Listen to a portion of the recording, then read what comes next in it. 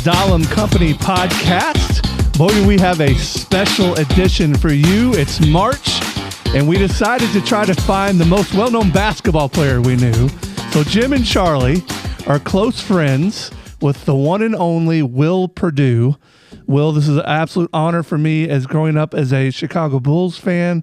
I'm so excited to do this podcast with you. As always, we're joined with Jim and Charlie Dahlem of the Dahlem Company. Will, thank you for being here. I've been looking forward to it. I've known these guys for a long time. Jim and I have done a lot of things over the years together. Here's a good one for you. Jim and I have actually coached together a basketball team. Okay. And I was the assistant coach. Jim was the head coach. That's right. All right. Somehow I got dragged into it. So what age was this, Jim? How old were they, Will? They were at Sacred Heart Model School, so it had to be fourth or fifth grade. Yeah, fourth or fifth grade. They got desperate because I'm a soccer player and a soccer coach. And they said, we really need you in here doing this. And I get a call from Will laughing. He said, how did you get dragged into this? He said, well, I'll help you. So he helped out, and I was basically a puppet. I hear this, timeout, call timeout, Jim. And that's what I do. I call timeout. But anyway. Well, I wanted to make sure that if we lost some games, it went on his record, not mine. There you go. What a cool experience. Well, and then also, Will, you and Charlie obviously met as freshmen at Vanderbilt, if I'm not mistaken. So That is correct. What was so we were technically different years. Okay. Yeah, you were a redshirt freshman. Gotcha. Yeah. Okay. When I came in, you had the red shirt, and so you were 1 year ahead of me technically. Yes. Will, what was your first impression of Charlie back in those days? Well, I mean, quite honestly, he was a fraternity boy. It was Charlie, correct me if I'm wrong, but one of our first meetings was on it's either a Thursday night was a big party night at Vanderbilt. Yeah. So if you kind of like look at if you would rate the nights when the kids would go out, the importance of, I have to be available on this night, it would be Thursday nights, then Saturday nights. It's almost like Friday night was a day of rest. But right.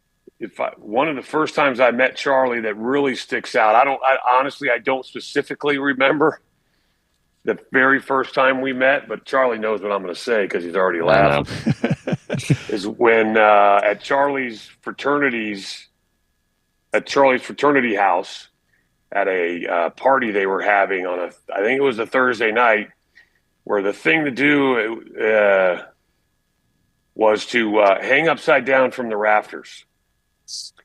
And I was standing and Charlie was hanging upside down. So I actually had to look up to him and chat with him why he was hanging upside down from the rafters. Okay. Is that correct, my friend? I think because I think I did that often. So yeah, that sounds right. Well, that's pretty cool. Stupid kids. Charlie, what fraternity was this? KA. Okay. Kappa Alpha Order. Gotcha. So, all right. Yeah. Will and I, we had a lot of good times in college. We had a lot of good times in college. And your redshirt freshman year, well, that redshirt year was not an easy year for you. The coaches were on your ass, and it made you a much better player. It was fun watching you grow and strengthen and get better and better, because that was you got to figure. I mean, 7 foot. We're 19 years old, so I mean, you were about that big around. You were, and to watch your coordination and your strength develop and your coordination develop over that 4-year period was absolutely amazing. Charlie, well, a couple things, and sorry to just no worries interrupt, but that was probably that 8-month period was probably the most I've grown as a human being in my life. It was and this is where, there's a lot of things to learn from podcasts, right? We're sitting here trying to make this entertaining, but, just so people know briefly, my schedule. So I specifically remember at the end of my freshman year, my GPA was a whopping 1.8. So, and the biggest issue for me is that there were not athletic dorms at Vanderbilt. So my freshman year, which I really didn't play a lot anyways, because we had Jeff Turner, who played in the NBA, played on the the '84 Olympic team. Yep. Brett Burrow, who was a really good big man as well. And as Charlie said, I was 6'10", 195 pounds. They called me the human stop sign because I could stand behind a stop sign. You couldn't see me. Right. And, I would, by the end of the day, I'd come rolling in at 7 o'clock after practice and having dinner at Branscombe. And, everybody else, I'm just on freshman hall, just like other freshmen, regular students, non-athletes. They've already got their homework done. I was easily distracted by wiffle ball games in the hallway, football out in the quad, stuff like that. Just Nerf hoop games at 1 a.m. when you're supposed to be studying for an exam. So I didn't really have the discipline necessary to play in college at that time. So at the end of my freshman year, I sat in Coach Newton's office. Coach Newton was CM Newton was the head coach of the basketball team, and said, you got two choices. You can transfer or you can redshirt, and we'll kind of hit the reset button and start this thing all over again. The redshirt means you're not going to play. You're going to do everything but play.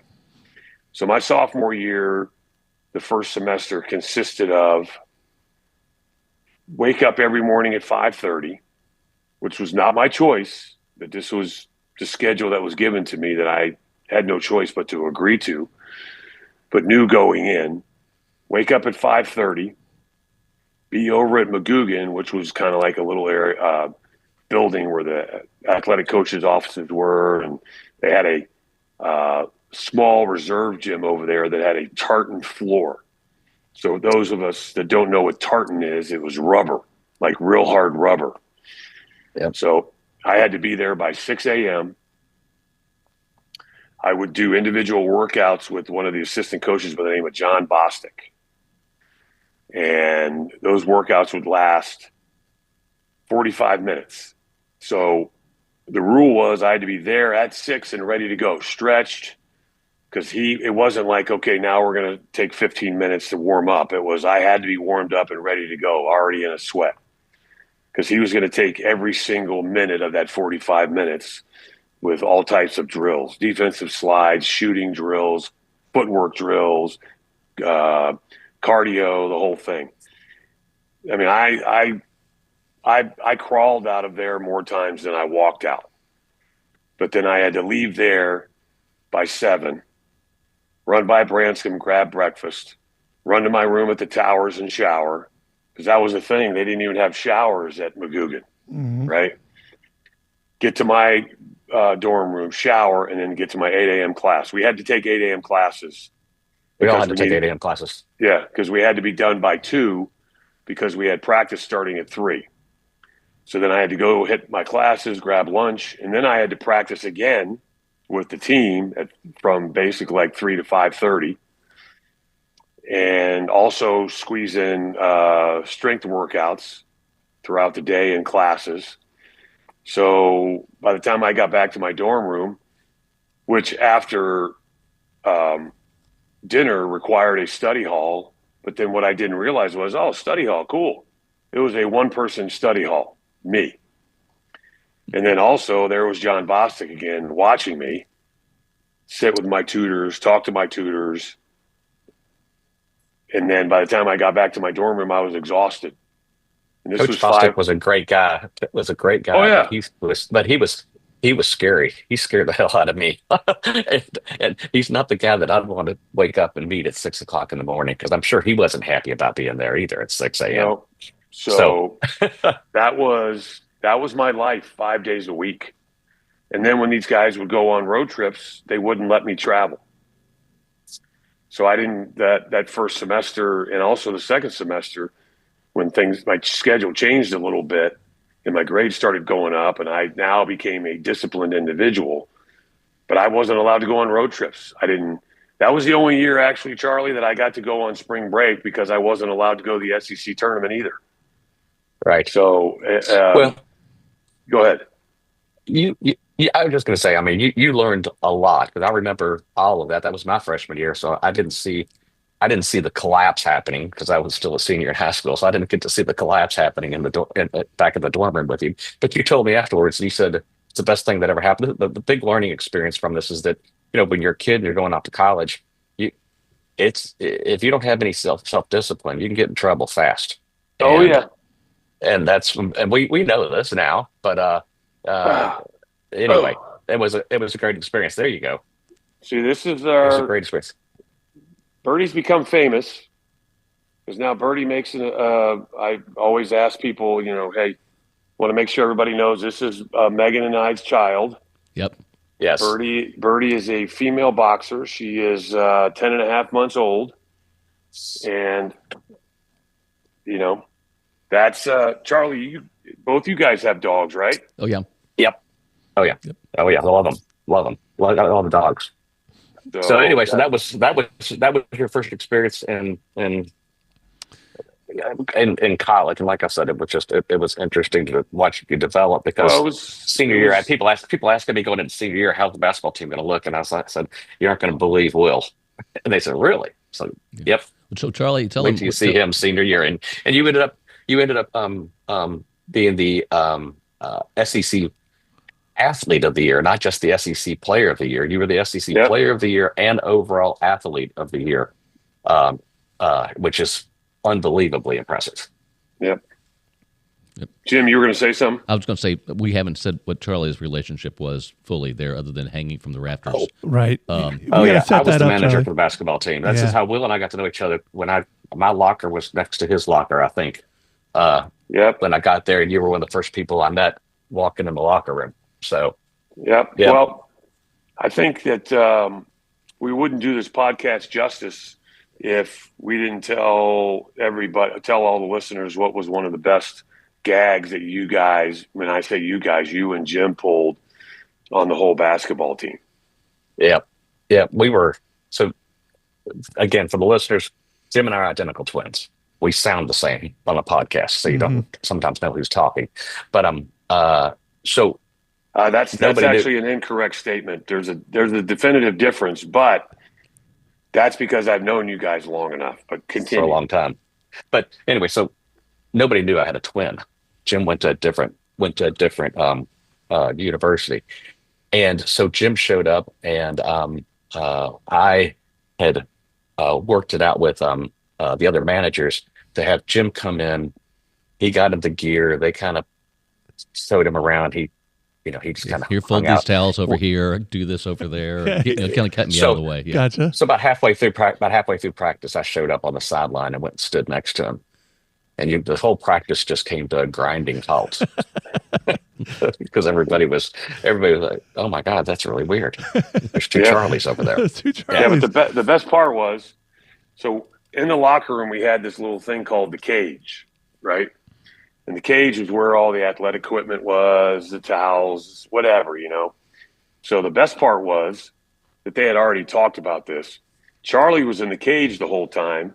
We didn't know it. And Jim would just stand there and watch guys as we came into the locker room. And you literally walked in, you looked at Jim thinking it was Charlie and be like, "What's up, Charlie?" And he'd be like, "Hey, how you doing? What's happening?" And you just didn't think twice about it. I do remember one time I kind of looked at him as like, okay, fine.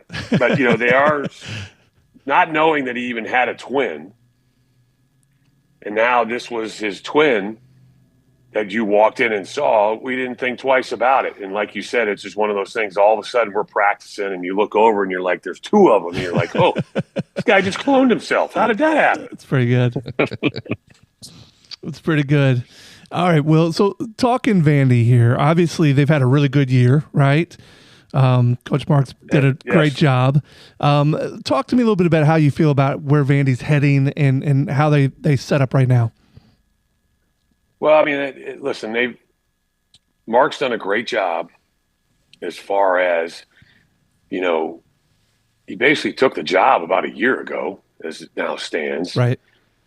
And like, I think this whole thing of portal business, I think the portal is now officially open. Yep. Today. So like he takes the job and has to scramble this time last year, because obviously Vanderbilt wasn't in the tournament, and put a team together.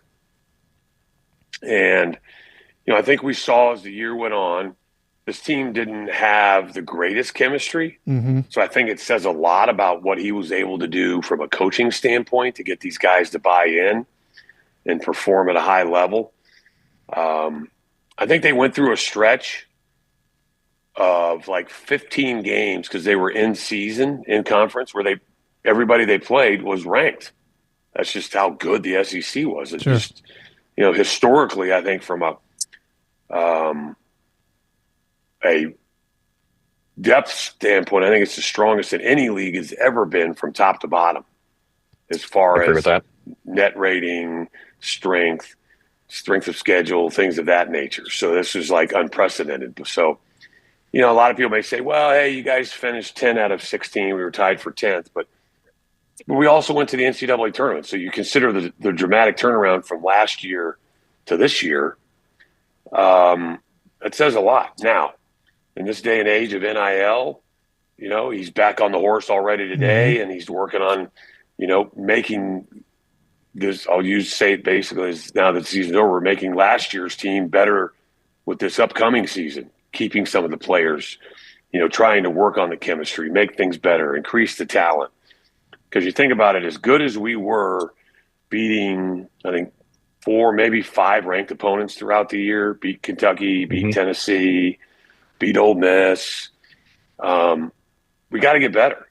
Because, again, we were just basically middle of the pack in the SEC. But as a former player and alumni, very excited about the direction that Mark's going, and, you know, just hope that this – and you think about it, we have the perfect blueprint right there at Vanderbilt in the men's baseball team.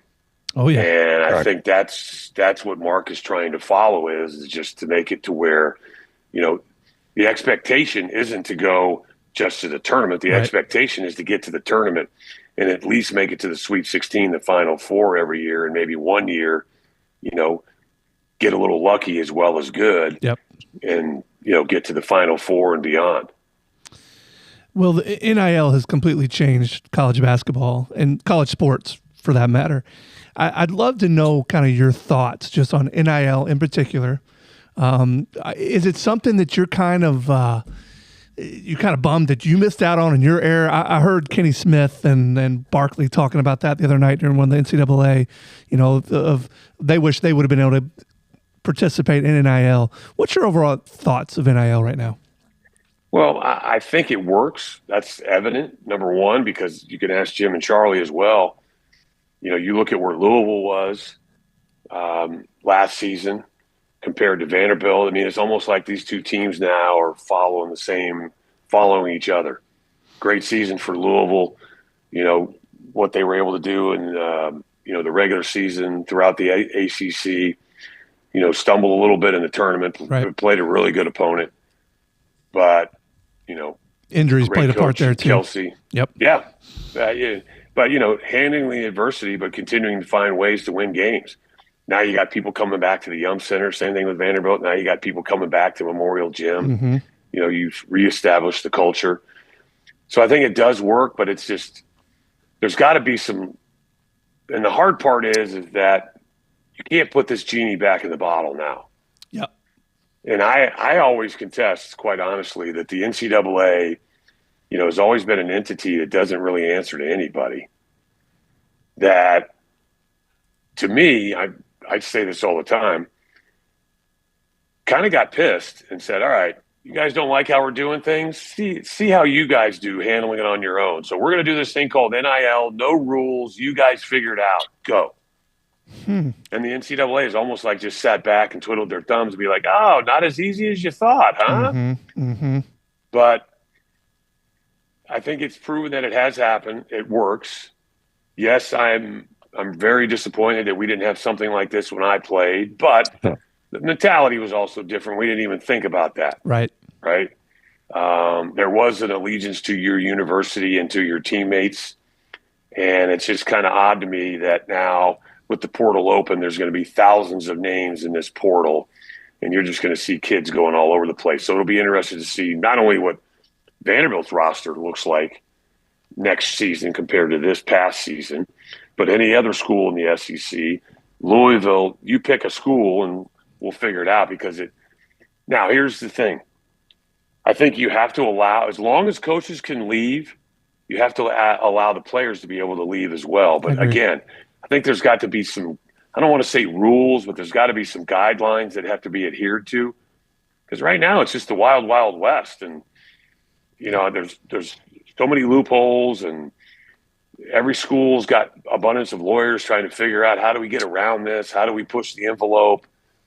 To me, there needs to be some clawback on the money. I mean, they get this money, it ought to come in tranches.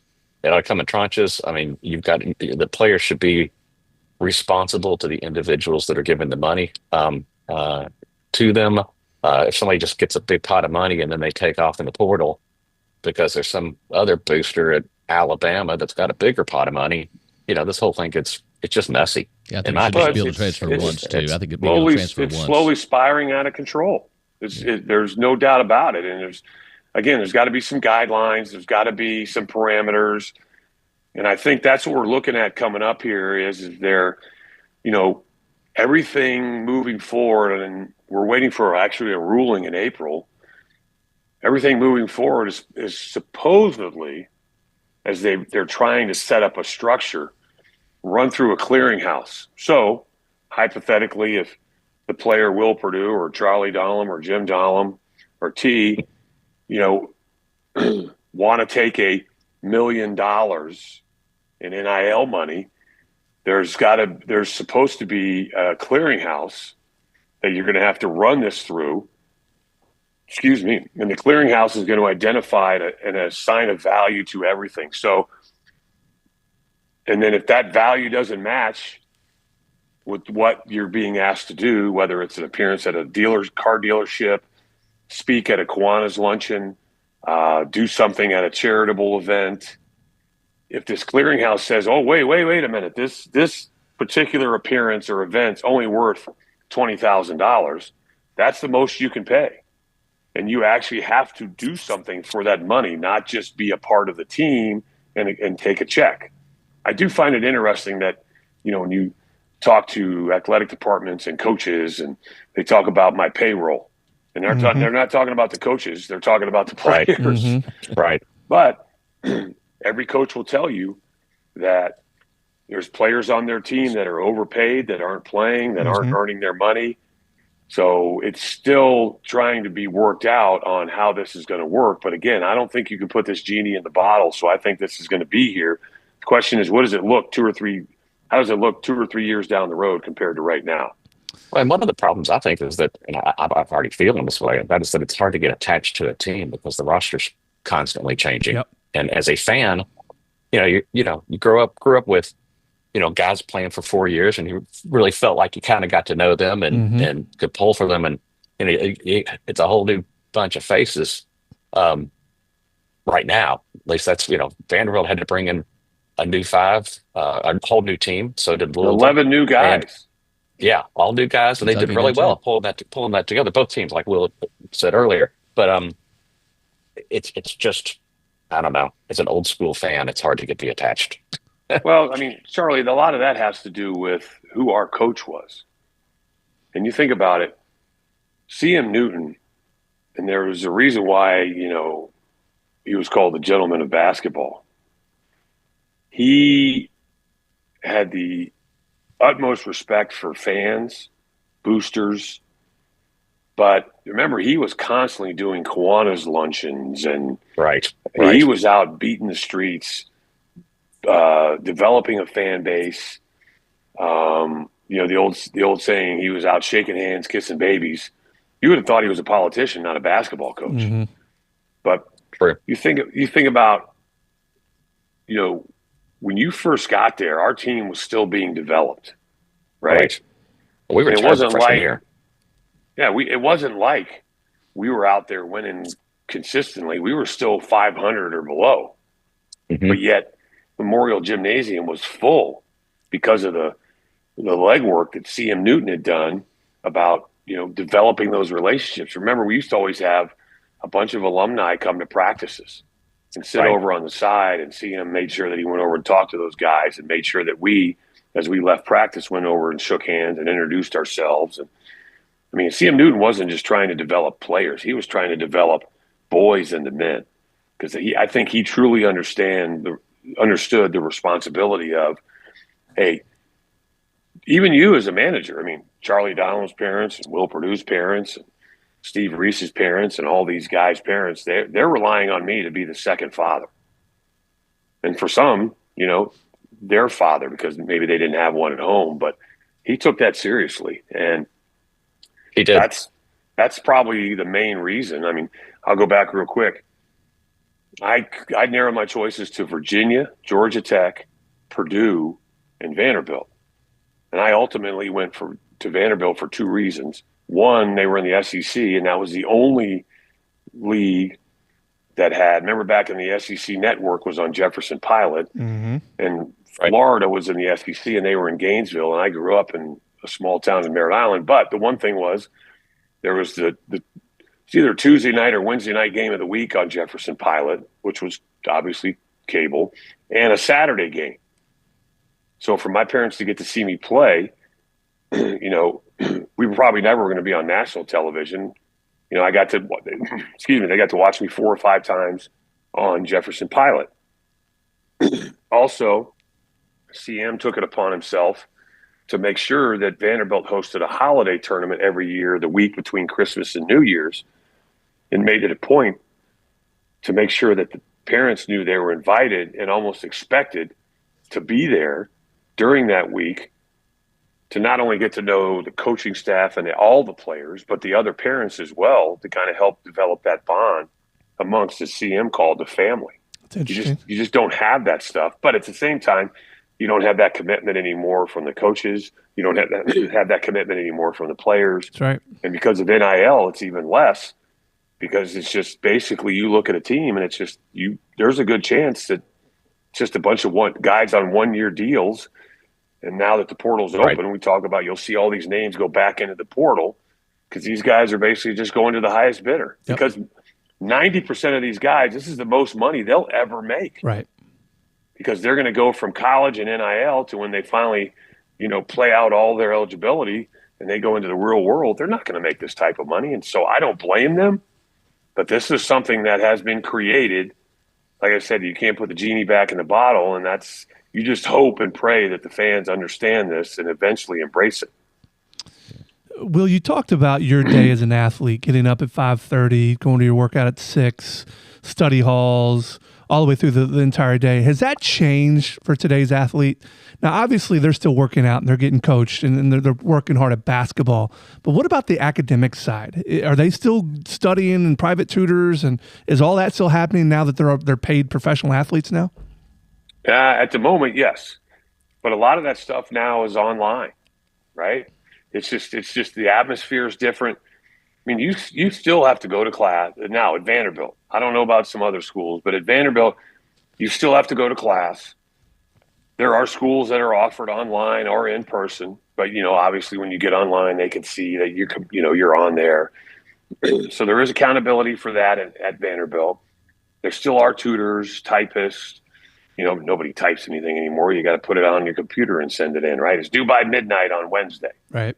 But it's similar but different, right? But the interesting thing is, I've talked to, as I've done games throughout this season for Westwood One Radio, all the coaches say the same thing. Like when we were at school, we used to play a lot of pickup basketball, right? Like before the season officially started in October, you're on campus starting in August. We used to do our mandatory workouts with the strength coach 5 days a week, Monday through Friday. And then afterwards, we would go and play pickup. Coaches couldn't be present, but everybody would then, we'd go in that little gym in Magoogan and play pickup.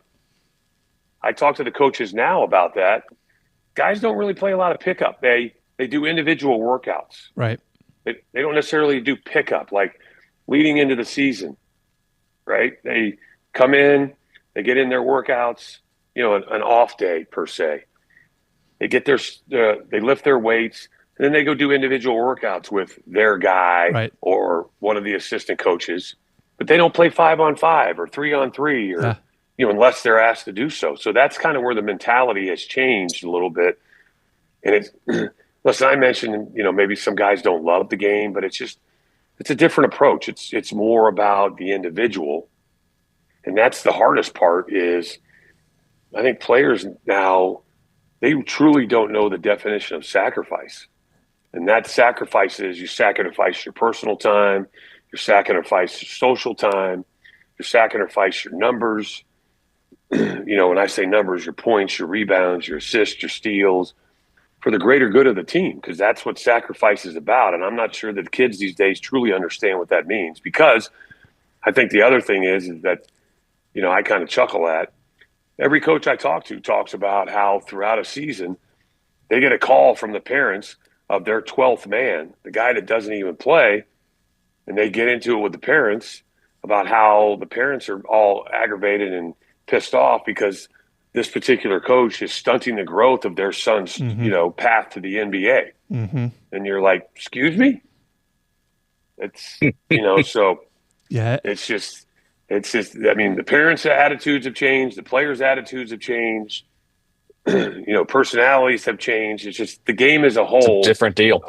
Yeah. On the floor different deal. And off the floor is just different. Well, and you're seeing a lot of these coaches, your big time names are hanging it up because they can't deal with it anymore. It's not the game that they knew. That's not the way that they're able to coach. I'm surprised that Rick Pitino's honestly able to do it the way that he's having to coach professional athletes. But you see a lot of these guys just Tony Bennett it blew my mind. I mean, those type of things are happening over and over right now. And that's the other thing why, watching the tournament, I can honestly say I'm still stunned that Izzo is coaching. Yeah. Because he's part of that crowd of older coaches that, I get it.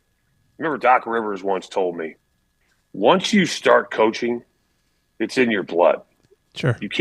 You always feel like you can make a difference. Yep. Not only to the individual as a player, but as a person, right? And help them grow, help them mature at all levels. Obviously Doc's in the NBA, but that's the thing about coaching, right? Yeah, he's in Milwaukee at the moment. Yeah, he won the championship with the Celtics. That's right. Started out with the Orlando Magic back in the day. But my point is, most of these coaches, this is all they know. That's right. I mean, there's a reason that, what was it, 8 months after Bear Bryant retired from coaching football that he passed away. Right. Yeah, he was older, but that was his life. Yeah.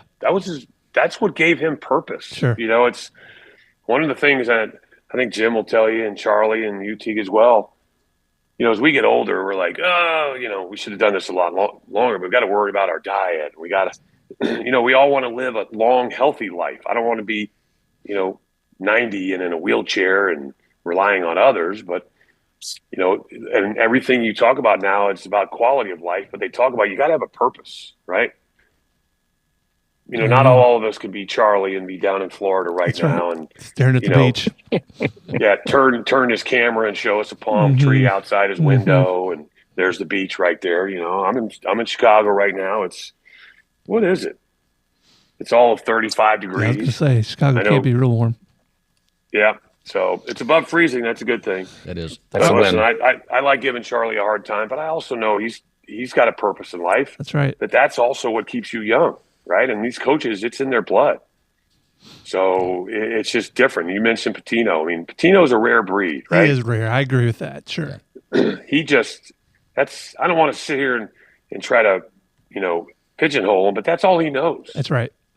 And I can't always say I was, when I lived in Louisville watching Pitino, that I was I loved his style and everything, but I do respect what he's done and the fact of how he humbled himself after everything that went down in Louisville. Mm-hmm. And I mean, he was everywhere he went to coach just to get back to St. John's. Mm-hmm. But the one thing I will say is that majority of the players that played for him love him. Yep. And that says a lot about him as a person. Loyal. They're very loyal to him. Yeah. For sure. Yep. Yeah, they love him. Talking about the NBA, I imagine our listeners know, but you're in a rare air yourself. You're a 4-time NBA champion. Mm-hmm. You got 4 rings, right? 3 with Chicago and 1 with San Antonio. That is correct, sir. Okay. All right. That is correct. Those were good years in Chicago. I would go up at once a year and run with you and tell us a little bit about what do you attribute your success to in the league? Well, I think it starts with that freshman year. My technically sophomore academic year, reset freshman year athletically of just, learning what discipline really is, learning what sacrifice really is, commitment, stuff of that nature, because I kind of, had, and not because of a lack of discipline and commitment and things like that, but just taking that next step, going from college. So by the time I stepped off campus, I went from 6'10", 195 to 7 feet, 245. So I matured physically, mentally, emotionally. But now you get to the NBA, it's almost like I started all over again. So I had to learn how to play the game at that level, right? The physicality of the game. I had to improve my footwork, my quickness. I had to get even stronger than I was. So I had a lot of DNP CDs, my rookie year. That did not play coach's decision. But I came to a team that, it was Bill Cartwright had just been traded there, and that's how I ended up in Chicago. The Bulls made a trade the night before the draft to send Charles Oakley to the New York Knicks for Bill Cartwright in the 11th pick, and then the Bulls used that 11th pick to bring me to Chicago. Mm-hmm. But now they already had an established guy in Dave Corzine as well.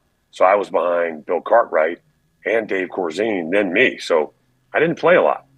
But that also gave me time to spend a lot of time with Al Vermeil, who was a strength coach. He was also kind of like my psychiatrist.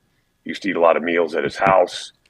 But, when you get to that next level, you're chomping at the bit to play. Just like I was at Vanderbilt, chomping at the bit to play to prove myself, right? And didn't have a lot of opportunities. So, again, those things I had learned from Coach Bostic, I did a lot of my own individual workouts, spent a lot of time in the weight room with Al Vermeil, watched a lot of game tape, with Johnny Bach, who's now passed away, and Tex Winter, and same thing. Just those guys took the extra time to spend time with me to help me grow from, an educational standpoint, help my basketball IQ. Because they were just guys in the league. They were always going to be able to be stronger than me, jump higher, more athletic, just better all-around players. So you have to find a way to be able to not only compete, but occasionally get the upper hand on these guys. And because of that, I was able to kind of lean on that. And I also had a coach who came into Vanderbilt kind of going into my junior year by the name of Ed Martin from Tennessee State, kind of took me under his wing as well. And, had developed a guy by the name of Truck Robinson, who, a lot of people in the NBA know all about him in his days back then when it was the Washington Bullets, one of the best centers, to play the game. But he kind of taught me some unorthodox ways to do that. But even when I was in Chicago, he would come up periodically from Nashville and go to games, and we'd watch tape together, and he'd point things out. So I always felt fortunate that I kind of had I looked at it this way. I had individuals like C.M. Newton, John Bostic. It was their job, but they also took it personally because if I failed, that means they failed. Number two, I also had a guy like Ed Martin who took it amongst himself because he saw talent that I didn't know I had to be able to play at the next level, but also the personalized touch that he took. He didn't take the business approach. And then I was always fortunate that I had a really good group of friends, Charlie being one of them, that were not basketball players. Interesting. You know, guys by the name of Kevin Watson and Carl Burke and Jeff Creasy. Joe Jackson actually was a walk-on baseball player. Charlie was part of that group. But these guys knew that if you saw me, most likely these guys were going to be in tow. And Charlie really wasn't part of that inner circle, but because of our relationship with him as a manager, and that's obviously the relationship we have now and also the introduction to Jim as well, you know, I consider them part of that. Because the one thing Charlie was always really good at was, and I think a lot of this obviously had to do with his upbringing, was, you know, he even does it now. Jim does it as well. Just call a check-in, see how you're doing. You know, so I was fortunate enough that when I finished playing, I ended up in Louisville. So, you know, that kind of helped grow the relationship and the bond I had with Charlie and Jim. And then, you know, Jim and I have boys that are the same age that played sports together. And so, you know, my stepdaughter Kate was in the same class. Yeah. So, you know, that kind of brought those guys into my inner circle, you know, whether they liked it or not.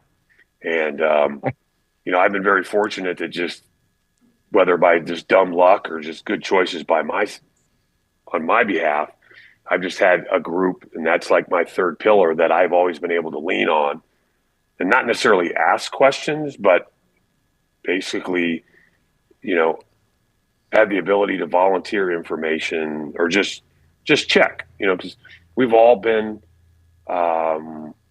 through different aspects of our life where we've been tested, you know, personally and emotionally, and you always want to make sure that somebody knows that there's others that care about them. You know, and the reason why I say that to you is these guys know this, but C.M. Newton wrote a book. Charlie, you remember the name of the book? I do not. Something about Apple or something, right? Okay. You know, that was in the title. Yeah. But I was fortunate enough that CM kind of did a chapter on me. And he even mentioned this. Remember when we all went to Lexington when he kind of did at Rupp, when they had that big dinner? Yeah. And it was kind of like when the book first came out, Kentucky, because he was the athletic director at the time at Kentucky, they did this big dinner. Everybody at the dinner got a free copy of the book, and CM came up and did a little Q&A, and he even brought it up. But he talked about it in this chapter in the book about how, you know, the year he had to sell me on staying at Vanderbilt and learn. And, you know, after I just had a disastrous freshman year, right? Had a lot of fun, but, you know, my focus was on in the wrong area. But, you know, he talked about how he thought he had given one of his best speeches ever in the coach's office about how I should stay and this, that, and the other. And I agreed to do it. And then he said he learned later that I basically had a meeting with, you know, these guys, Kevin Watson and the Carl Burks and all these guys I was telling you about, these guys I leaned on and talked to Charlie, and they convinced me to stay. It wasn't C.M. Newton. But he said he learned that later in his life. But my point is, I've been fortunate enough throughout my whole life to just have a group of friends that, you know, have always been there for me, whether I've asked them or they volunteered their support. And that's been, you know, I've been very fortunate to have that. I know a lot of people don't have that. They don't have that luxury. And that's something that I don't take for granted. And, you know, it's just, I sit here and I think about it. You know, I'll be 60 this year. So that means we're all in the same boat. But, you know, if there's a part of my life that I look back on and I'm proud of, you know, it's that, because you think about it, that was, I mean, our relationship started back in 1984. Yeah. That's a long time. No. a long time. By the way, I looked up the name of the book. We've been through a lot together, so our friendship's deep, so it's great. Yeah. The name of what the book. What were you going to say, Jim? I looked up the name of the book. It's called Newton's Laws. Newton's Laws. So I was wrong about the apple. Well, you're right about the apple. It's a picture of him on the cover, and he's throwing an apple up in the air. That's where you got the apple. So, but that's where I think, Charlie is very fortunate. I'm very fortunate that we lived by a lot of those laws, and that we've all made mistakes because, we stray from the beaten path, and we learn from those mistakes and get back to the beaten path. And sometimes we make the same mistakes more than once, but I think I've been very fortunate to learn from those and eventually kind of, to get myself upright personally. And, it also says a lot for me through our relationship that these guys have asked me to come on this podcast, because it's interesting what'll happen. And this happens every time I do a podcast. Somebody will reach out and say, "Hey, saw you on the Dahlem podcast. I learned something," or "this was pretty cool," or "I didn't know that," or "I'm going to try to do that." And, to me, that means a lot. All right, Will. Well, I have a million things I want to ask you here, and I want to be respectful of your time, but I've got to ask this question. Obviously, you played with Michael Jordan. Yes. There's a famous story of you and Michael getting into it, and I'd love to hear your account of what this story is. Now, I think maybe there was a fight or some punches were thrown. I'd love to hear what happened. There was one punch. It was that. I don't think that. So that actually, quite honestly, that's considered an NBA fight. Okay. The fact that there was even a punch thrown, because I'll get to the story in a minute. The whole joke about the NBA was you always saw guys getting in each other's grill, grabbing jerseys. That's right. Slapping, pushing, hugging. But nobody really threw a punch until somebody got in between you. And then as an NBA player, you try to reach around the guy that was trying to be the peacemaker and sucker punch the other guy. That's right. That was an NBA fight. Very rarely was there ever punches thrown, right? So what had happened was, and if we go too long, I'm okay. You can always divide it up into 2 episodes. Absolutely. We this is gold, Will, so we appreciate your time. But gold, Jerry, gold. Why do they call it Ovaltine? But so yeah, I'm a Seinfeld. They should call it Round Team. That's right. So, but how the practices were set up, you had Tex Winter, who, not Phil Jackson, Tex Winter developed the triangle offense. That was his offense. Oh, okay, interesting. And he was an assistant coach at Vanderbilt. Okay. With the Bulls. Started out at Long Beach, was at K-State, Northwestern, Vanderbilt. The Bulls, right? But when Phil became the head coach, he said, "Tex, we're going to run the triangle, and that's your part of practice. Johnny Bach, you're going to run the defense." Our defenses were so good, they used to call it the Doberman defense, right? So we were, and how practices would go, at some point they would take the scout team, which was at the time the second unit, which was, BJ, Craig Hodges, could have been Brad Sellers, Stacey King, Scott Williams, whoever it was at that point. We go down to the other end and run the other team's 5 high-frequency plays and run through them with the calls, right? Got it. And then we'd go down and then scrimmage against the starters so the starters could understand what the plays were. And I always say it was the Milwaukee Bucks. I'm not sure who it was, to be totally honest, but I think it was, we were going into a game with Milwaukee, and we talked about how, they're going to run a lot of screen rolls because everybody was the same. They wanted to run Michael off a lot of screen rolls. So the screener, in this case being me, is in the practice, that is, the terminology was lay wood on him. Yeah. Meaning just continue to hit him, be physical, sure, wear him out. So hopefully by the time he gets to the fourth quarter, he's exhausted. Yep. Doesn't have his legs. Right. So we kept running this one play where they'd throw the ball to the wing, and then I'd run over and set the screen. And I set a couple of illegal screens because that's what Johnny Bach told me to do. And at one point, Michael turned around and he goes, "Listen, if you do that again, I'm going to deck you." And I was like, kind of caught off guard. And I was like, I didn't really think twice about it because, the NBA, we're going to have an NBA fight if that's the case. Sure. And I look over and Johnny Bach just goes, run it again. And I look at BJ and BJ kind of shrugs and I'm like, all right, here we go. So we run it again. And I'm like, okay, if this guy happens to be telling the truth, I'm going to make sure I get my shot in. So they ran the play. I just took off running and never set my feet. And instead of, allowing him to try to run through me, I just plowed through him like a bulldozer and hit him, knocked him on the floor. Oh, wow. And he jumped up, and I still didn't think he was going to hit me, and he just reared back. And so at that point now I see he's going to swing. I'm trying to get out of the way, and he hit me across the temple.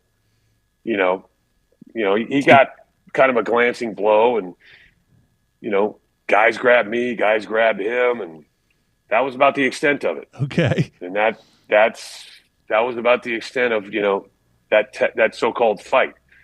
If you remember, same thing happened with Steve Kerr. Oh, yeah, that's in The Last Dance. Right. Steve Kerr actually ended up with a black eye. I, fortunately, because of where he hit me, didn't get a black eye, but, had a nice little bruise on the top of my head. Might have knocked some sense into me, as my mom would always say. But that's kind of and he apologized later, but I also think that's kind of when, for me, the respect started to turn in my favor with him. Interesting. Was with that. Okay. Because of the fact that I think he looked at it as a lot of guys probably would have been like, oh, don't want to do that. Yeah, not going to run over Michael Jordan. Yeah, what's this guy talking about? I'm just doing my job. But I was willing to do my job knowing that there was probably going to be consequences, the next time that happened. So I think that's when things changed as far as his respect for me and our relationship, more professionally than anything. But I always tell people, there's that story, number one. Right. But the other story that's not in any book, it's not public or anything out there outside of when I've told it, is years later when our careers are over. And Michael belongs to a bunch of golf courses in Chicago, but I belong to one here in Chicago that's called the Merritt Club. It's up in Gurnee, Illinois. Mm-hmm. Michael's a member there along with all these other courses. And, as I walk into the pro shop, they're like, hey, MJ's here today. And at this point, he's not technically living here anymore, so he doesn't show up a lot. But he was here. And they said he's probably coming up 17 now, so he should be coming up 18 here shortly. So I waited for him to come up 18, and when he got to the green, I was waiting for him, and he came over and gave me a hug. And I hadn't seen him in a couple years probably at this point, and I don't know what year this happened. But, during that exchange, he kind of tapped me on the chest, and he said, unfortunately, we traded the wrong guy. So for those that don't know, I was actually traded for Dennis Rodman, and that's how I ended up in San Antonio, and Dennis ended up in Chicago. Mm-hmm. But I always looked at that as the utmost compliment of how I was able to kind of change his perception and attitude of me, of him saying that. It's pretty cool, Will. What a cool I had story. heard from somebody that he had said that he missed you, didn't realize how much he was going to miss you because of you could get the ball to him quicker than anybody else, and gave him a little more time to get a shot off. Yeah, and when you weren't there, that thing changed for him, and he didn't realize how much he was going to miss that. Well, the one thing that was, and why Jerry was so high on me, because Jerry Krause. Jerry Krause. He was the general manager. He had the vision, knowing that eventually, because when I first went there, Doug Collins was the coach, and then Doug Collins got fired after my rookie year, and Phil became the coach. But part of the master plan is that eventually they were going to run the triangle offense.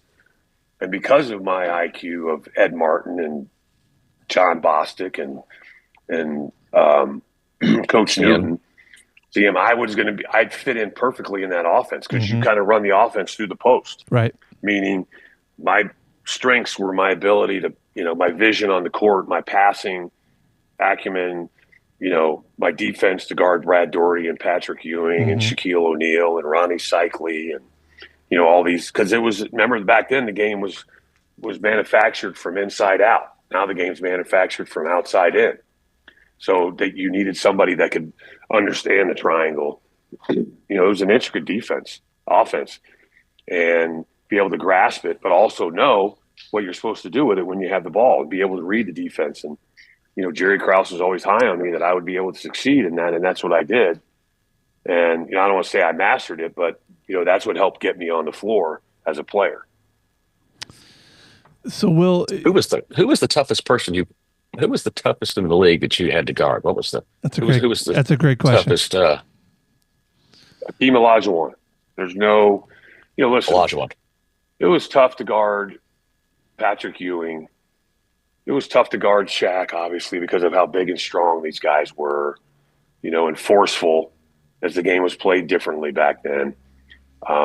Brad Daugherty was tough. I always joke, and I see Brad a lot of times in NASCAR races. For people that don't know, Brad actually wore number 43 because as he grew up, he was a NASCAR guy and he was a Richard Petty fan. Mm-hmm. So what was Richard Petty's number? 43. So Brad Daugherty wore 43.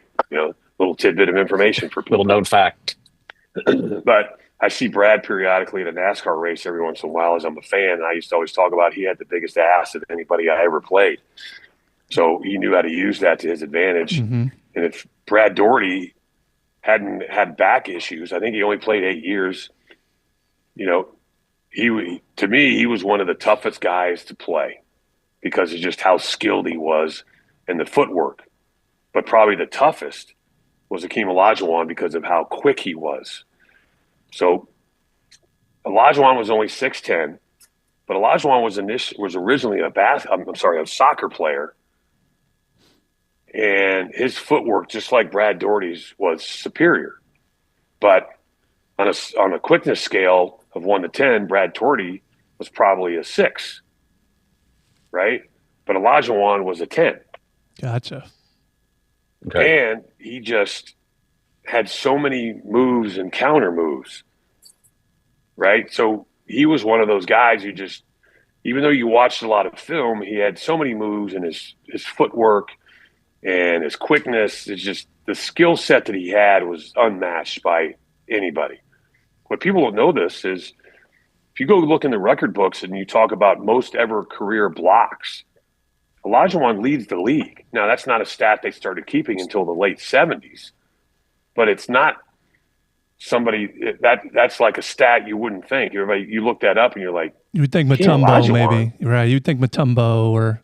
Yeah. Right. Everybody knew about Mutombo and the finger wave, but no, it's Hakeem Olajuwon, right? So, but he just had the dream shake and all this stuff, and it was just, you knew going into the game it was going to be a long night.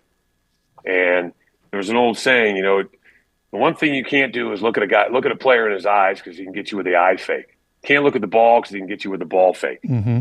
So you got to watch a guy's midsection, his belly button, because he can't go anywhere without his chest and his stomach. So I don't know if Olajuwon just thought I was weird, but I would never make eye contact with him. I would always just sit there and stare at his midsection, just trying to, react to what he was going to do, because occasionally you thought you knew what he was going to do, so you'd try to beat him to the spot. But that was the biggest mistake you could make, because he could react so quickly to what you were doing. He would make you look, he would embarrass you. And not like he was intentionally trying to do it, but if you tried to beat him to a specific spot because you thought you knew what he was going to do, that was the wrong approach. And I learned that very quickly. It was the old saying, just, you can't stop him, as Stuart Scott used to say on ESPN. You just got to try to contain him. That's right. And that's, back then, if you could just hold a player below his average, even though at the end of the night it may not look like it was a great game, but if you could just hold a player below his average, you had a decent game, and you did what the coach asked you to do. Will, Scottie Pippen recently on a podcast, this was a couple months ago, came out and basically said that him and Jordan were never really friends, and kind of went on to say, listen, the Bulls would never have been as successful without him on the team. Kind of alluded to Jordan just not being a very friendly guy. Well, what's your take on that? Well, there's some truth to that. I mean, all you got to do is go back and watch The Last Dance. And I was the guy that, and by the way, at The Last Dance, when I'm doing that, and you see me, you see Tony Kukoc, we were all doing that at Michael's house, the one that he finally just sold. Interesting. Gotcha. But, nobody was living there at the time. So they Ubered everybody out there. And, but I was the guy that, when they asked the question about Michael, I said at times he was the asshole. Yep. Right. And everybody's like, oh, man, you used the A word? And I said, well, yeah, it was true. But if you took the time to really, and I don't say I got to know him, but learn about him, that was just his way, right? He was there for a specific reason. He wasn't there to score 40 points, which he did often. He was there to win. Yeah. And he'd been through a lot of frustrating years. Yeah, he'd led the league in scoring, won MVP titles, but he didn't have a championship. Right. Right? And he didn't want people to be able to hold that over his head. Right? He wanted to be on the same level as Magic Johnson and Larry Bird. Mm-hmm. Mm-hmm. Right? Those were the guys that he was compared to. Like, well, those guys are technically better because they've won championships. That ate at him. He was the utmost competitor. Right? So it wasn't about, being Michael's friend. It was about earning his respect. And that's what I always tried to accomplish. And Phil, it took Phil a lot of work to kind of break down that exterior and the expectations that Michael had to let him know that, hey, these guys are different than you, right? You've got to look at Will Perdue and Steve Kerr and Scottie Pippen and Horace Grant and et cetera, and determine how their skill set works with you within the triangle offense that maximizes your potential and their potential. Right. Because also there was, whispers that, well, Michael doesn't make other players better, right? So I think all that has been eliminated and changed. So, yeah, Michael made Scottie better. Scottie made Michael better. I don't go around saying I made Michael better, but I think that, if you want to talk about a guy that doesn't get enough credit, even though he is considered and named one of the top 50 players of all time, that's Scottie Pippen. And the reason why I say that is that there's two particular games that I look at, series. One when I was here, one when I wasn't. Against the Lakers, even though we had the better record and at home court, right? Sorry about Birdie in the background. She's begging my wife for food. All good. So, it's just the things we have to deal with. That's right. But at the end of the day, we played the Los Angeles Lakers in 91, right? We lost game one. Even though we were leading most of the game, we lost game one. Mm-hmm. But then we won 4 straight. And what was the difference? We switched the matchups. Scottie went from I think he was guarding Byron Scott, but I knew from game 2 on he was guarding Magic. Gotcha. And we won 4 straight. Okay? Also, I wasn't here. Go back to the Charlotte Hornets series back when Glenn Rice was there. Glenn Rice is probably one of the best shooters ever in the NBA. Oh, yeah. And same type of thing. That series changed when they switched and put Scottie on Glenn Rice. Now, Michael was all defense numerous times. Don't get me wrong. But Scottie just, at 6'8", he had the long arms, just really quick. He was a superior defender. And he probably should have gotten some more love in The Last Dance. And like I said, even though he's a multi-time All-Star and one of the 50 best players of all time, he probably is still better than people think and give him credit for. It's interesting. Yeah. Hey, so we got a question for you. So you won 3 with the Bulls, 1 with the Spurs. What is maybe a story behind the scenes of something that happened during the celebrations after the game, after you all won? Tell me if you have one story that sticks out. Oh, you want to go behind closed doors? Yeah, that's right. Off camera. Jim always wants the dirt. Well, no, I'm kind of stammering here because I'm trying to, but this is what I always talk about. And this was an eye-opening moment for me, but also just one of those you're always learning stages, right? So, and it also let me know the significance of the meaning of what winning a championship always means. Because, I'd won a championship before, but I'd won an AAU championship, when I was in between my senior year in high school, my freshman year in college. But that's just different. I mean, this is like you're at the height of the NBA game of basketball was the NBA. You didn't have, you had great players like Arvydas Sabonis and Tony Kukoc and guys like that were in Europe, but just the quality of the competition was just not the same as the NBA. The NBA was the pinnacle.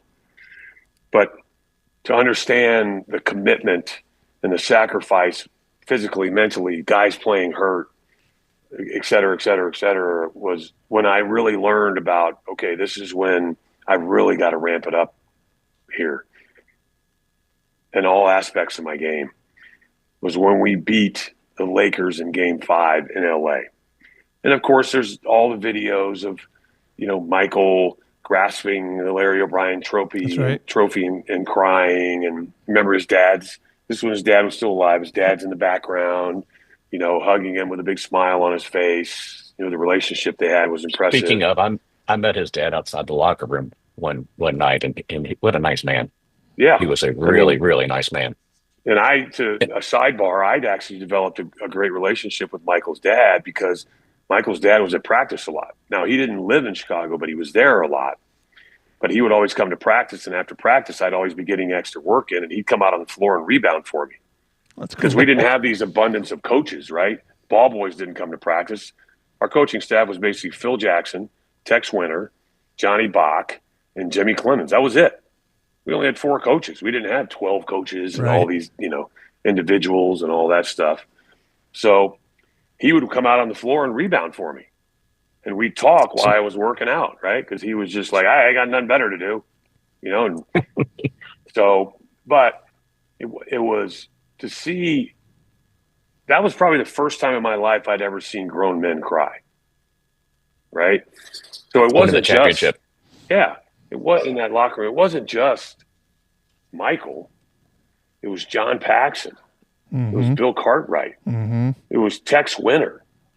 I mean, the amount of time and the years of service that these guys had committed to basketball, right? As players, coaches.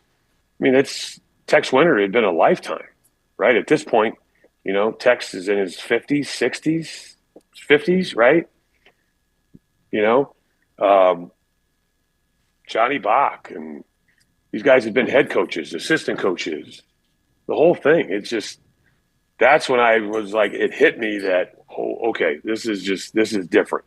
This isn't just, hey, it's sports and we won a championship. It was just, that's when I realized how impactful and the true meaning of what commitment and discipline and sacrifice and having a strong support system, and that's like that. It all culminates with this, and that's the story I always tell. Obviously we had the parties and the celebrations, and where you could finally just let loose. But to my knowledge, nobody ever got arrested. There were never drugs involved, and it was just it's.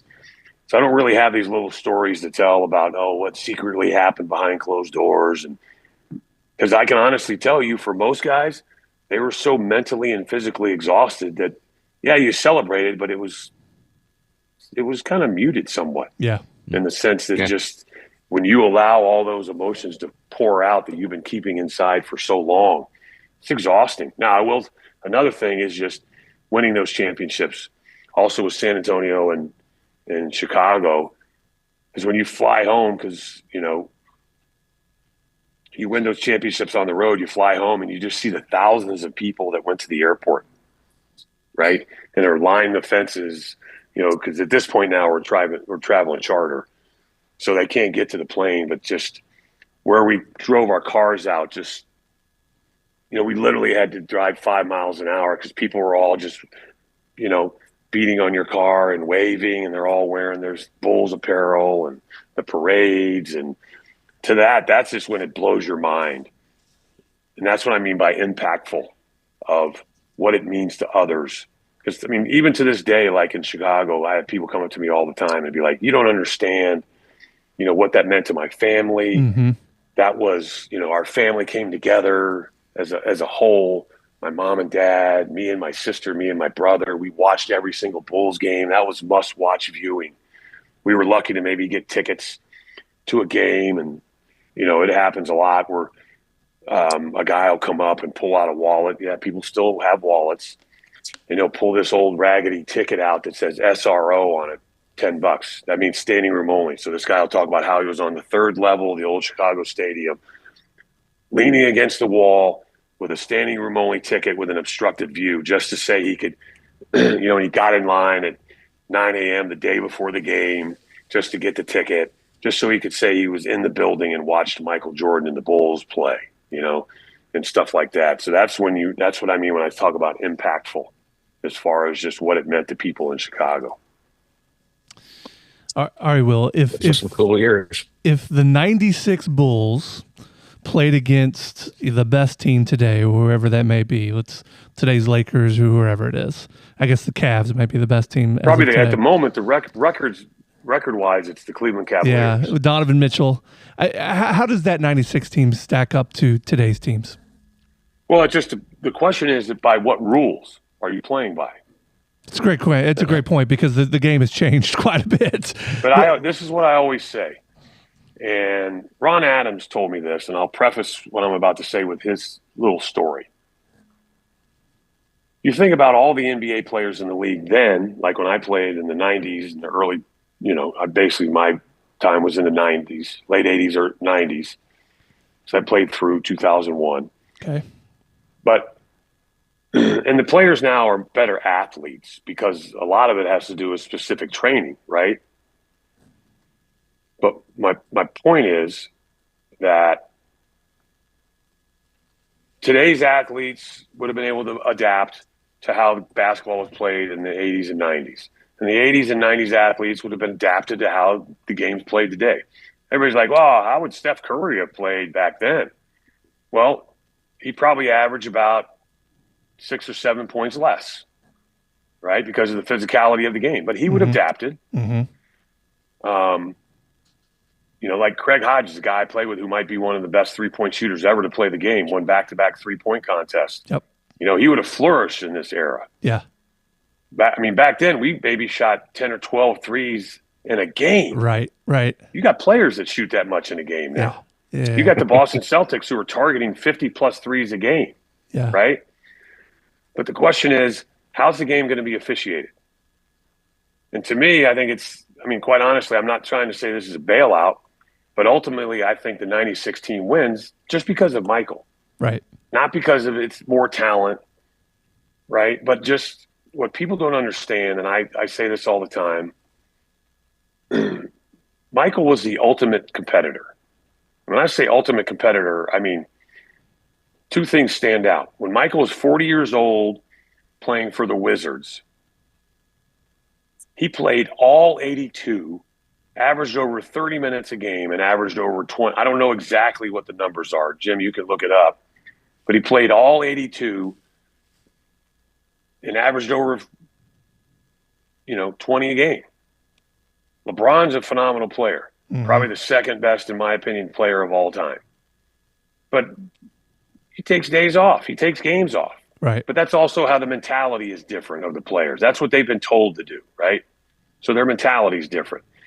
But that's the reason why I say the 96 Bulls would beat last year's Celtics or the Golden State Warriors, who won 3 in a row with KD and blah, blah, blah, just because of Michael, right? That's it.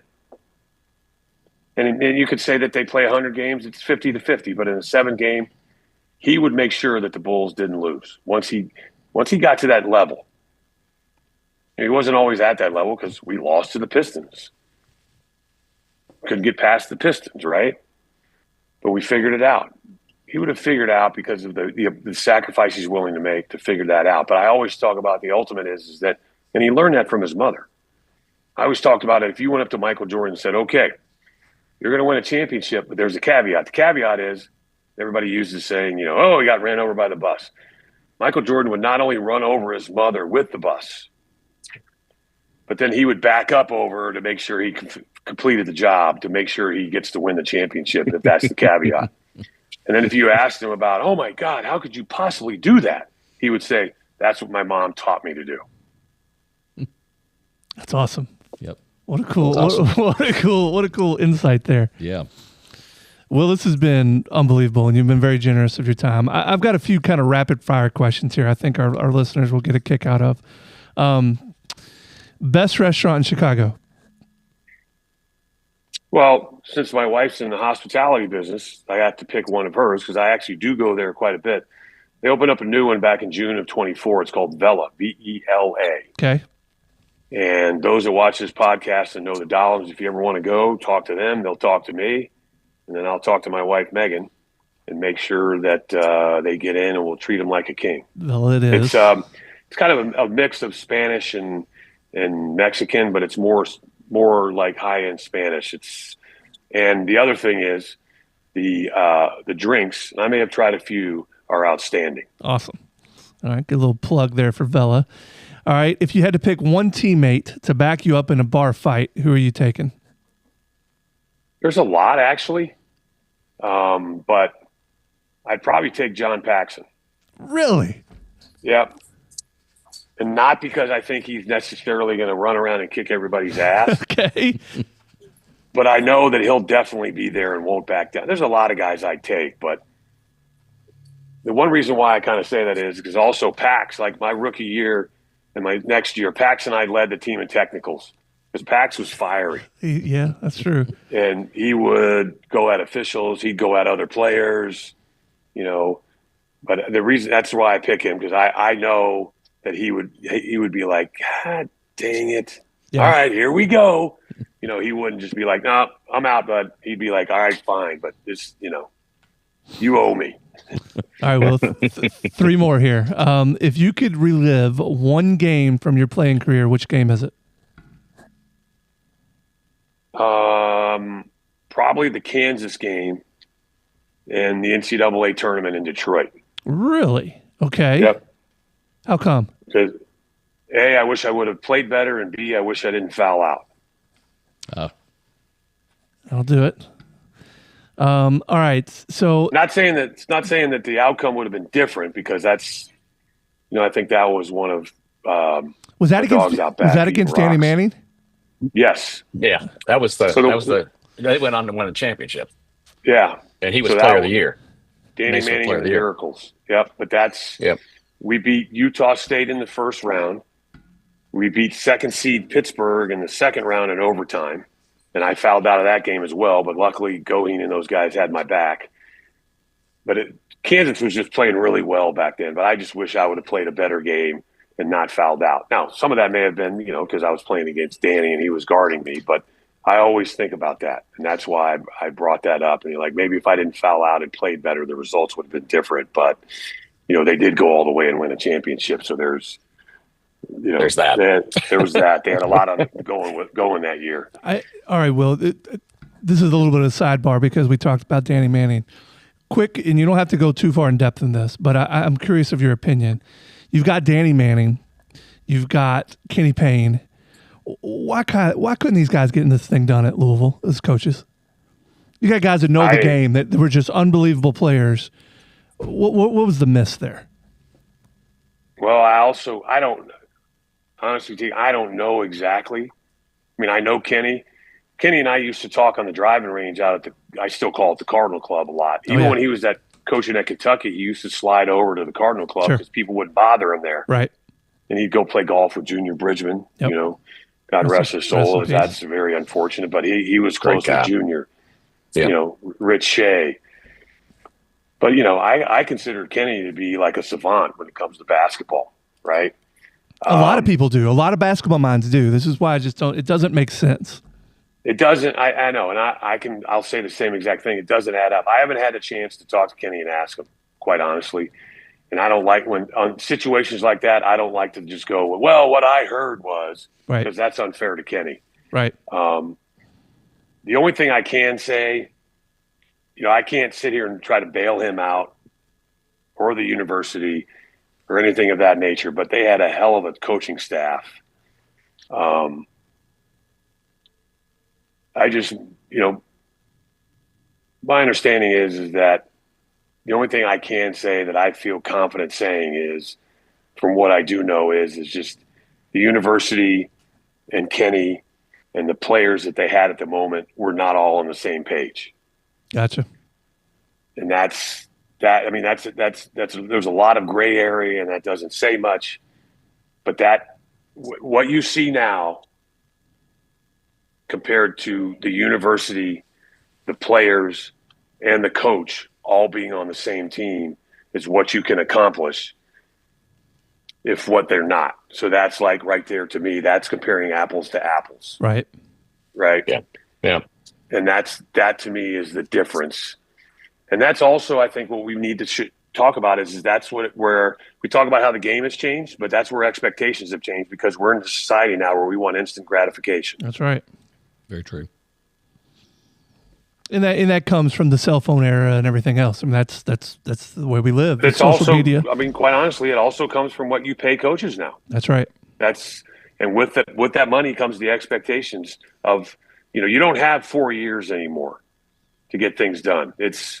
You've got a year and a half, 2 years. Kenny's a perfect example. Yeah, it really is. Yep. But you look at what Pope has done this year. You look at what Pat Kelsey has done this year. You can turn it around quick. You just got to have. Vanderbilt to build a culture. and Vandy, Kentucky right? are a perfect example. That's right. If you have money, it works. Yeah. And listen, I would have think he would have had it. Kenny would have had it. I mean, we just talked about Junior Bridgman. I mean, he had the connections to get whatever he needed there. It just seems like there was some sort of, and then you have Nolan Smith and Danny Mann. I mean, just guys are just unbelievable basketball players and coaches and minds. It just didn't seem like it made a whole lot of sense, the direction it went.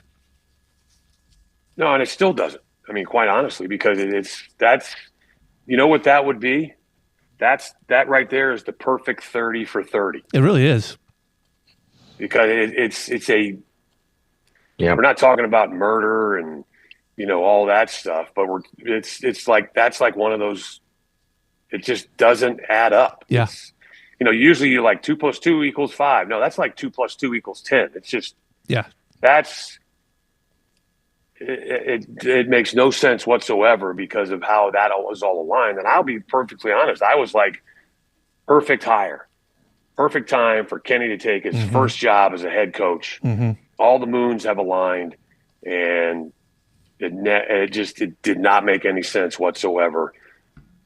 From day one, it was rocky from day one, and I don't understand why.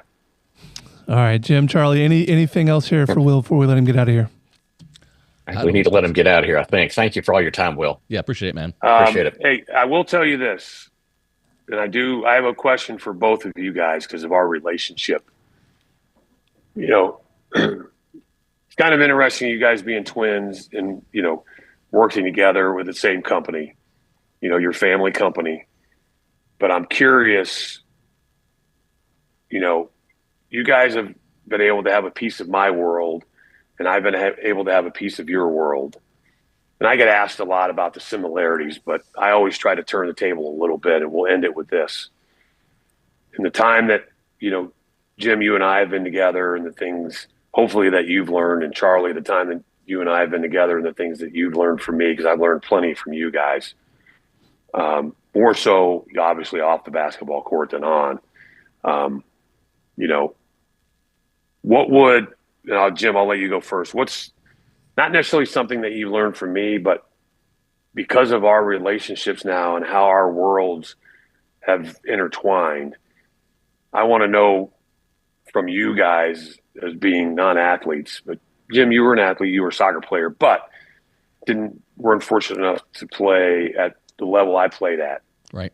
What is something that you've learned from just athletics as a whole, and especially also your relationship within, the University of Louisville in the athletic department? What's something that you've been able to take from what you've learned with your experiences with me and a little bit of professional basketball, coaching at Sacred Heart, the parallels that have actually helped you in life that everybody could learn from, not just you guys? And Jim, you go first, and then I'd love to hear what you guys have to say about that. Well, yeah. Good question. I appreciate it. Watching you play when you were at Vanderbilt, and knowing the relationship you had with my brother there, and being able to kind of come in and out of that, and watch the sacrifices that you all made to get to. You all made it to the Sweet 16, didn't you? Yep. And watch the sacrifices and the hard work that you all did. That is something that. You can translate that into business very, very easily. And when I first started in college, I transferred twice. I ended up at DePaul with the W at Greencastle, Indiana. I started there. I transferred out of there and went to U of L for one semester, and then I went down to Center College and graduated from there. I didn't play soccer when I was at DePaul because I thought I'm not going to go pro. So what's the point of this? And I found that I really missed it because I missed the discipline that it gave me. I missed the camaraderie. And so I decided I'm going to go ahead and start playing again at center. I thought Division III, how hard can it be? The guys were saying we treat it more like a club sport. Well, no, I got there a new coach, new deal, and the first cut was the 6-minute mile. And then we had 2 practices, and the next day was a 14-minute 2-mile, and that was the second cut. And so you had to come in there and be in shape and be ready to go. And so it goes back to being disciplined, and having that ability to push yourself as hard as you can, so that when you are running, let's say in the drills what we were doing, that you ran even harder at the very end of practice because you knew that that's what you had to do in order to make yourself better. And I translate that into business by saying, even when I'm tired and I don't want to go home, I want to go home and I want to go do something else, I will push myself to go even harder, just because of what I saw with you guys and my own experience in athletics. Great answer. Good answer. I was going to say discipline too, but Jim took that one. Thanks for letting me go first. But it's to be honest with you, it's being around the team, and just having everybody's back. We were the managers, the low guys on the totem pole, but you guys always treated us well, and we all had a good time together and had each other's backs,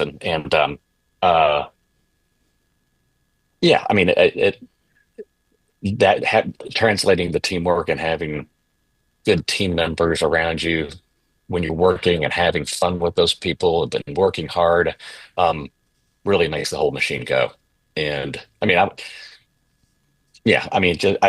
was just thinking about, we were all down at Alabama for a football game, and a couple of us got in a fight at a fraternity house, and I looked a little banged up, and Brett Burrow, I think you and a couple other guys were going to go in and kick some ass.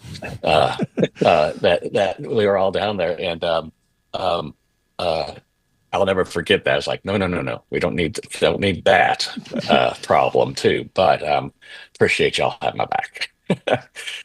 So that is important. I mean, the teamwork, the chemistry, and that's put together by the right coach. When you think about for you guys, I think this needs to be mentioned. Your father technically retired when? About a year after I got there, so it was in the early 90s. Early 91, 92? Yeah. And he basically handed you guys the reins, right? We had some good people in the company. Pretty much, we had a good team of people around us. Yeah. That were between him and us. Yeah. Well, I used to remember, occasionally when we would go to lunch, and I would come over to, was that is it the 3000 building? The 1000 building. Yeah. 1000 building, right? I used to come and say hello, and then, you guys would always make sure you introduced me at everybody in the office. Say hello to your dad when he was working there. But I just remember, it said a lot about you guys, because your dad was like, all right, I put together a solid enough team that now I trust the fact that I can step away and my boys can take over. And if they have any struggles, the people that we've hired throughout the years, they understand, the chain of command, and they'll help them succeed and help this company to succeed. So I think, as you talk about teamworks, that's the one thing I always talk about when I do, I've talked to Google and Aspen Dental and Oracle, PwC, stuff like that. I got something coming up with Nationwide. I talk about that a lot, just the similarities of just, the chemistry that's necessary and the teamwork of regardless of, what the company is. And if you have 1,000 employees or 4 employees, and I always thought that, the relationships that you guys had with all your employees, was not only on a professional level, was, on a personal level was impressive. So that to me says a lot about you guys. Well, thank you. Thank you. Thanks, Will. And we'll wrap it up. And something you said earlier, you were talking about part of your success was the circle around you. I think you could probably make the same jump to why Dahlem is so successful. It's a circle of people around you that can really help, get your business goals, whatever that may be. And they've learned that, right? They've learned that through all their times and being around you in sports and everything else. So, if getting something done in the commercial real estate world is something that is important to you, obviously the people in Dahlem are going to have your back, and that's a big piece of it. Yep, they have, and to take that even one step farther, my son, who is a junior, finishing up his junior year at Miami of Ohio, is, looking to get into that field when he graduates. He's got a business minor, a commercial real estate major, Miami of Ohio, and he's spent some time shadowing, Jim and Charlie and talking to those guys, and now has their names and numbers in his phone. And, they've been very open to, helping him out and giving him some advice. So, you're right about that. That's, and look how they've adapted. I mean, these are the 2 guys I would never think would have their own podcast. That's right. That's right. Hey, and so we'll wrap this up at this point, Will, and thank you so much for being here. But listen, our listeners have been great. One of our last podcasts that we did with Bill Samuels has really taken off. Numbers are fantastic. So if you like what we're doing, give us a nice share, give us a 5-star rating, help us promote what we're doing, and keep listening. Yep. Will, thank you so much for being here. You got it. Listen, I always used to say this. Now that Charlie is semi-retired, Charlie's the face, Jim's the backbone. That's probably accurate in some respects. But he's certainly the backbone. It says the guy down in Florida. Says the guy looking at the beach. Guy in Florida. All right, everybody. Thank you for listening to the Dahlem Podcast. I'm playing golf in Chicago this year. You going to take me? Yep, absolutely. So, all right, deal. All of the above. All right, guys. You guys enjoy the rest of your week, man. Thank you so much. Thanks, Will. Appreciate it. As always. See you. Bye-bye.